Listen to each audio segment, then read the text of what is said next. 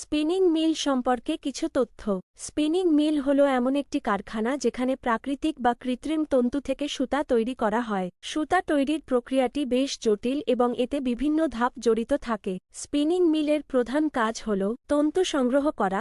Spinning মিলগুলো বিভিন্ন উৎস থেকে তন্তু সংগ্রহ করে, যেমন তুলা, পলিয়েস্টার, রেয়ন, পাট ইত্যাদি। তন্তু পরিষ্কার করা।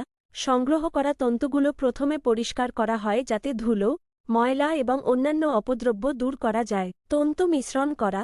বিভিন্ন ধরনের তন্তু একসাথে মিশ্রিত করা যেতে পারে যাতে বিভিন্ন ধরনের সুতা তৈরি করা যায়। কার্ডিং। এই ধাপে তন্তুগুলো সমানভাবে বিতরণ করা হয় এবং লম্বা করা হয়। ড্রাফটিং। এখানে তন্তুগুলো আরও পাতলা করা হয়। স্পিনিং। এই ধাপে তন্তুগুলোকে একসাথে পেঁচানো হয় যাতে সুতা তৈরি হয়। উইন্ডিং।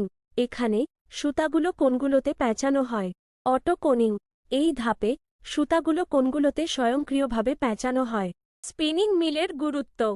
স্পিনিং মিলগুলো টেক্সটাইল শিল্পের একটি গুরুত্বপূর্ণ অংশ। তারা পোশাক, জুতা, আসবাবপত্র এবং অন্যান্য অনেক জিনিস তৈরিতে ব্যবহৃত সুতা সরবরাহ করে। স্পিনিং মিলগুলো অর্থনীতিতেও গুরুত্বপূর্ণ ভূমিকা পালন করে। তারা কর্মসংস্থানের সুযোগ তৈরি করে এবং দেশের রপ্তানি আয় বৃদ্ধিতে সাহায্য করে। বাংলাদেশে স্পিনিং মিল। বাংলাদেশে প্রায় 450টি স্পিনিং মিল রয়েছে। এই মিলগুলো দেশের মোট সুতা উৎপাদনের প্রায় 90% উৎপাদন করে। বাংলাদেশের স্পিনিং মিলগুলো বিশ্বের অন্যতম বৃহত্তম এবং সবচেয়ে আধুনিক। তারা উচ্চমানের সুতা উৎপাদন করে যা বিশ্বব্যাপী রপ্তানি করা হয়। স্পিনিং মিল সম্পর্কে আরও জানতে